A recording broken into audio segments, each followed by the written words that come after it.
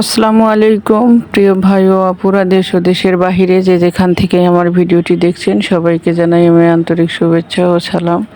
তো দেখুন, আজকে আমি একটি নতুন ভিডিও নিয়ে এসেছি। এটা আমার একটা ব্যালকনি, আমার রুমে একটা ব্যালকনি আছে। সেটা একটা সময় ছিল আমার প্রচুর পরিমাণ গাছ ছিল ঘরের ভিতরে, তারপরে বারান্দায়।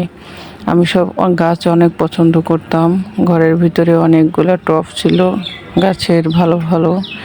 তারপরে বাড়িতে যখন গেছিলাম 2 বছর ছিলাম, তখন আমার টবগুলো নষ্ট হয়ে গেছিলো। কিছু নিয়ে গেছিলাম, কিছু মানুষকে দিয়ে দিয়েছিলাম।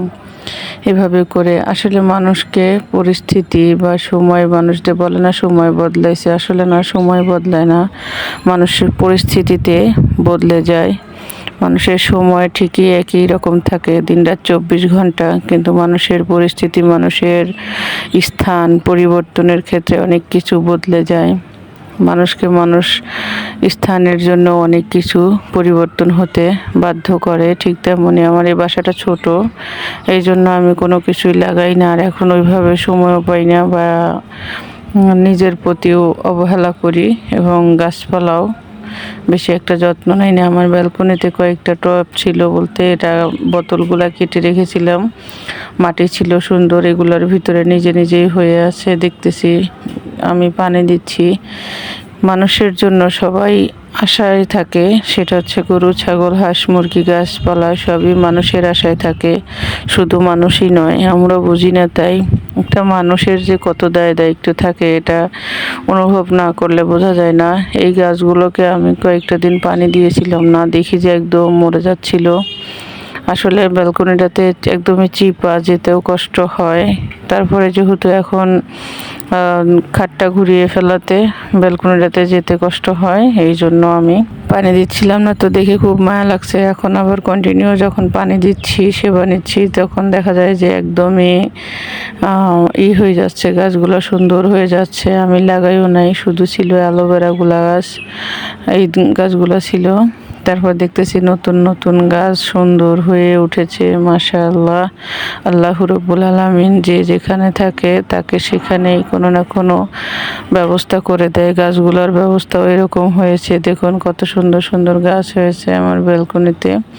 আসলে আমি খুবই দেখে কষ্ট লাগছিল। তো যাই হোক, গাছে পানি টানি দিয়ে এখন চলে আসলাম সকালে ভোরে, যেহেতু নাস্তা বানানোর জন্য। হাজব্যান্ড অফিসে চলে যাবে, এজন্য তার জন্য চা আর পরোটা ভাজছিলাম। আগে যেহেতু আমার এগুলো বানানো থাকে, আমি এই জন্য শুধু ভেজে নিলাম। আর সকাল সকাল ওনাকে নাস্তাটা বানিয়ে দিই, কারণ পুরুষ মানুষ সকালে যদি ঘর থেকে কিছু না খেয়ে যায়, অবশ্য মাঝে মাঝে না খেয়েই চলে যায়। অনেক সময় দেখা যায় যে খেতে চায় না, বা উঠতে অনেক সময়, নামাজ কালাম পরে যদি একটু শুই, দেরি হয়ে যায় উঠতে, এই জন্য। তো দেখুন, আমি রুটি 2 দিকেই কাজ করতে হয়, একদিকে চা বানাচ্ছি, একদিকে রুটিও ভাজতেছি। রুটি তো না, পরোটা। আর আমি এগুলাকে গোল শেপ দিয়েই বানিয়ে রেখেছিলাম। তো মাশাআল্লাহ হয়ে গেছে, নাস্তা রেডি। এখন উনি খাওয়া দাওয়া করে চলে গেল। চলে যাওয়ার পরে, আর এটা আমার ছিল দুপুরের ভিডিও। দুপুরের ভিডিওটা হচ্ছে আজকে আমি আমার শ্বশুর শাশুড়িকে খাবার না দিয়ে আমি আগে খেয়ে ফেলতেছি।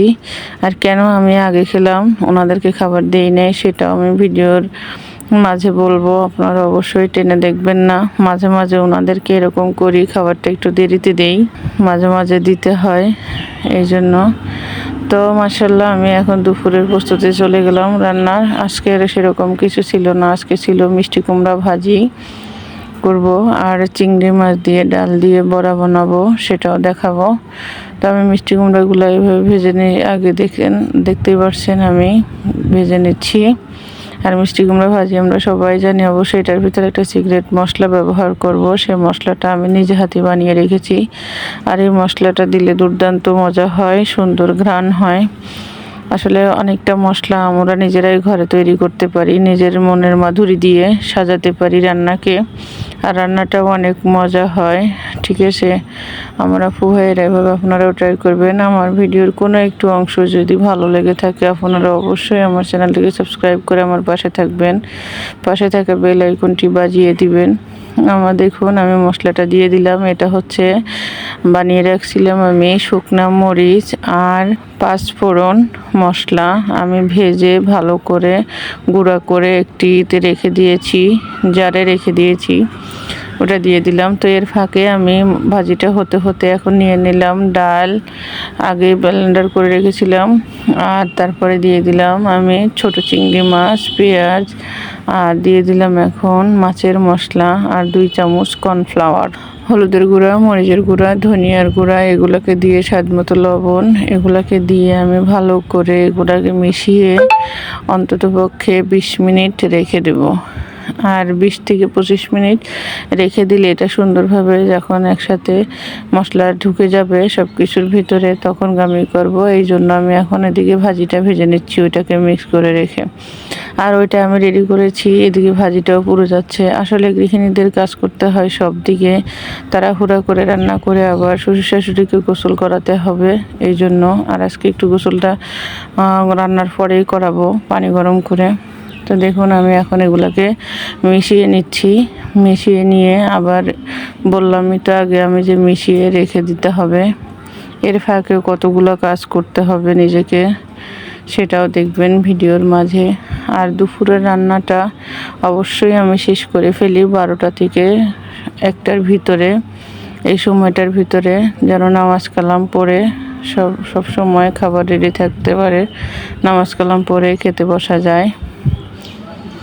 তো দেখুন আমি এভাবে ভালো করে একসাথে মিশিয়ে রেখে দিলাম। এদিকে আমার ভাজিটাও হয়ে গেছে। মাশাআল্লাহ, ভাজির কালারটা কত সুন্দর হয়েছে, আসলে খেতেও দুর্দান্ত মজা হয়েছিল।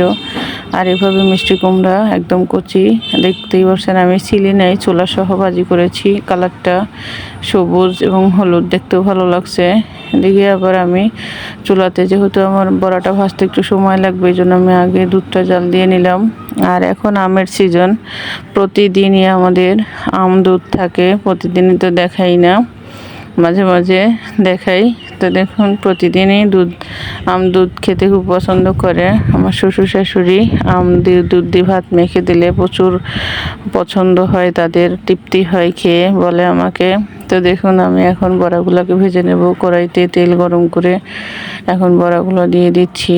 আর কাজ এত দ্রুততার সাথে করি আমি কোন দিক থেকে কি করি আমি নিজেই দিশা পাই না, অনেক সময় এলোমেলো হয়ে যায় সব কাজ।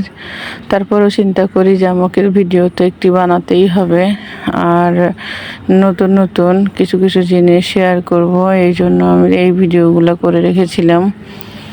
যে ব্যস্ততা, আসলে আমরা যারা গৃহিণী এদের সকাল ভোর 4:30 থেকে রাত 11:30 পর্যন্ত ব্যস্ততার মাঝেই থাকতে হয়। তারপরও দিন শেষে শোনা যায় যে কি কাজ করি বাসায় তো কোনো কাজই নাই, খালি ফোন টিপা আর হচ্ছে খাওয়া, ঘুমানো। আসলে খাবারটা 3 ঘন্টা থেকে 3.5 ঘন্টা লাগে রান্না করা কাজগুলো গুছাতে, অথচ খেতে লাগে না 10 মিনিট। এটাও বুঝতে চায় না ওনারা, কিন্তু রেডি যদি না পায় তখন আবার বলে যে কাজ হয় নাই। তো সব কিছু মিলিয়ে আলহামদুলিল্লাহ, সংসার আর সমুদ্র দুইটাই সমান, কোনোটারই পরিমাপ করা যায় না। সময় মানুষকে বদলাতে শেখায়, সংসার জীবন মানুষকে ধৈর্য গুণের পরিচয় দেওয়ায়, এটাই হচ্ছে সবচেয়ে বড় কথা। ধৈর্য গুণ আছে কিনা এটা পরিচয় পায় সংসার জীবনে, নারী হোক পুরুষ হোক দুইটারই। তো মাশাআল্লাহ আমার আজকে দুপুরের খাবার রেডি হয়ে গেছে। আর আমি এই কথাটা এই জন্যই বলেছিলাম যে আমার শ্বশুর শাশুড়িকে আমি আজকে খাবার দিই নাই। আসলে ভিডিওটা ছিল আমার অনেক আগেরই, এটা আমি পায়েস রান্না করেছিলাম, পায়েস খেয়েছিল সকালে ভোরে, তারপরে আমি আবার তাদেরকে ডিম সিদ্ধ, দুধ, রুটি, তরকারি দিয়ে খেয়েছিল। এই জন্য তারা বলছে আর ক্ষুধাই লাগে নাই, কিন্তু আমার তো ক্ষুধা লেগে গেছে, কারণ আমি তো কাজ করেছি অনেক, আমি খাচ্ছিলাম। তখন বলছিল যে আচ্ছা ঠিক আছে তুমি খাই নাও, আমি পরে খাবো। পরে আমি নামাজ কালাম পরে, খাওয়া দাওয়ার পরে নামাজ পড়ে ওনাদেরকে ভাতগুলো দিয়েছিলাম। আসলে তা না যে তাদেরকে খেতে দেই না, ওনাদের নাকি খিদাই লাগে না, বলে যে এত ঘন ঘন খাইতে বলো, আমার তো খিদাই লাগে না। তো মাশাআল্লাহ সব কিছু মিলিয়ে ভালো আছি। আপনারা সবাই ভালো থাকবেন, আল্লাহ হাফেজ।